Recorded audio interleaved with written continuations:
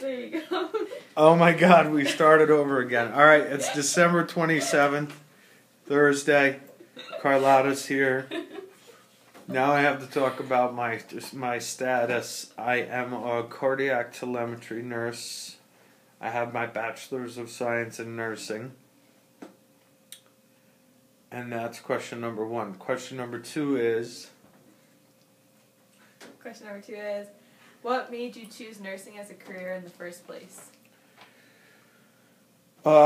Nursing pays me a lot of money, and I don't have to work very hard. And I get to take care of people. How old were you when you realized that you wanted to be a nurse? 1998.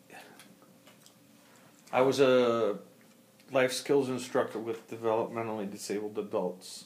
So I worked in a group home with adults with infantile autism, mental retardation, Down syndrome, and other psychiatric disorders. And I liked the hands-on work. Then I came to Danbury Hospital, and I love to work with people. I think if you know how to work with people, you can take care of them when they're at their sickest, and that's most of the time when they need the most support, and you have to understand what people are going through. And the 80 to 90-year-old ladies tend to wink at me, give me kisses, and tell me what an outstanding job I do. They're clearly disoriented at times, but that's all good. Oh. Pause. I'm going to take a pic for Nikki's website. Oh, wait. Oh, we can't pause that.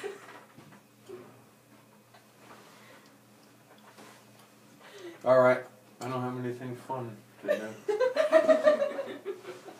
Why are you a pumpkin?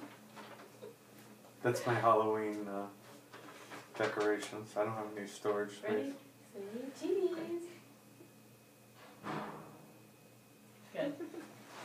Still look nice on the Let's see. website. How's it look? See what I see it? I was crossing my ass. Were you doesn't really? matter. Oh my God, I look really fat. Okay. Question number 3. Is it recording? Yes. Okay. What schooling did you need in order to obtain this position? Well, from the School of Hard Knocks, you need to train with people, and this is not the logistics or the administrative part of it. Mm-hmm. It's learning how to talk to people. So if you can talk to people when they're healthy, you can learn how to talk to people when they're not feeling good. And that was the schooling that I think was most appropriate. But I got a 4-year degree, my Bachelor's of Science in nursing at WestConn, and I am studying my graduate program at WestConn now to be a clinical nurse specialist. Very nice. I got accepted to WestConn. Alum! This is my WestConn alum. Ooh. Got a plaque and everything. I got a plaque for significant something or other to the community. You don't know what you did? I have plaques all over. I don't know what they mean. They're just lots of them. My wife put them in big frames so as to embarrass me.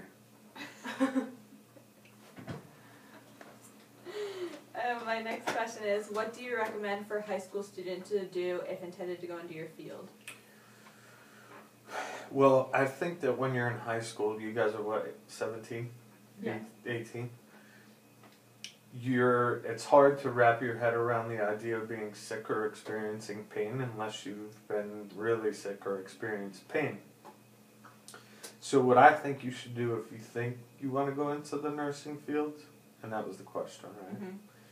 Is volunteer at places where you see what it's like to take care of someone when they're sick.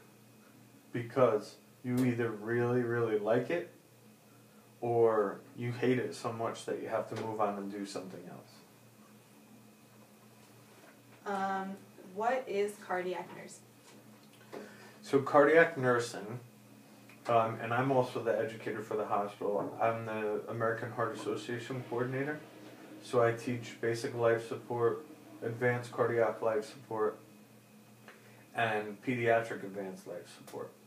So if anybody has the most critical condition you can have, which is cardiac arrest, I train people to revive people. But I also monitor telemetry, and we can take pictures for your site. We just have to be careful with people's names and information. We have to X that out, but we'll go up and we'll look at what it's like to monitor people's telemetry. So your heart is a little organ that sits right here, about this big. It's about the size of your fist. Okay? Sits right here in your chest.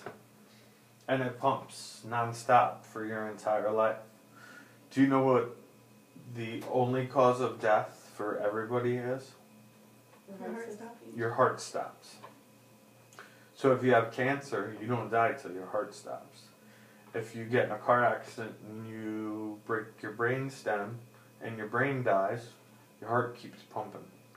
If your kidneys stop working, your heart keeps pumping. If your liver fails, your heart keeps pumping. If you get AIDS, your heart keeps. So the leading cause of death is this thing stopping. Okay? It's a little chamber. It's like that big. You see those muscles?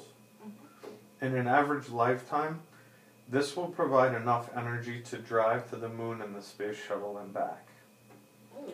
If I were to take all the vessels out of your body, your veins, your arteries, your little capillaries that fill your muscles, if I were to take it out of your body, I could wrap it around the world twice. Really? So, this little pump, right? This little pump pumps blood from this side, it pumps into your lungs. When it pumps into your lungs, so this little muscle is called a right ventricle. It goes right up into your lungs. There's no blood, there's no oxygen in it because your muscles have used it. It comes back up. When it pumps to the lungs, you blow off what's called carbon dioxide because a byproduct of your muscles using blood, oxygen, and nutrients, it creates carbon dioxide.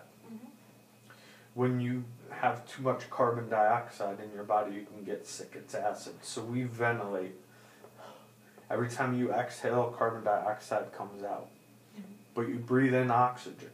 When you breathe in oxygen, that comes back to this little pump right here with oxygenated blood. This is your left ventricle. This left ventricle pumps up through the aorta. Your aorta is the biggest blood vessel, the biggest artery in your body. And it pumps blood up through your carotid arteries to your brain, makes your brain work. It pumps blood to itself through these arteries, which are called your coronary artery disease, or your coronary arteries. And it pumps blood to the rest of your body so your organs and your muscles can work. So it's important, and that's why people spend so much time talking about not smoking, eating a good diet, keeping low cholesterol, staying from high-fat animal products, high cholesterol, high blood pressure. It all impacts this little tiny pump.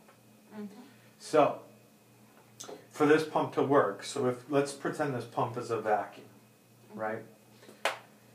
If I don't plug it in to electricity, it'll just stay like this.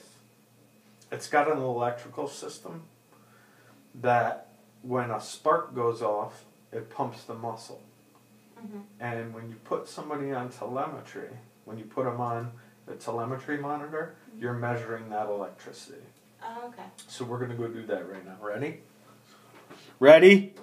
Right now? We're going to take a pause. There's no pause here, so we're just going to keep talking.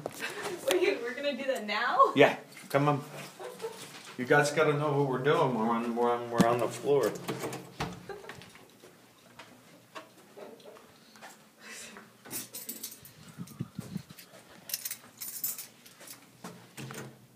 There's got to be a pause button. You know what, though? We could stop this here and save it, right? Yeah.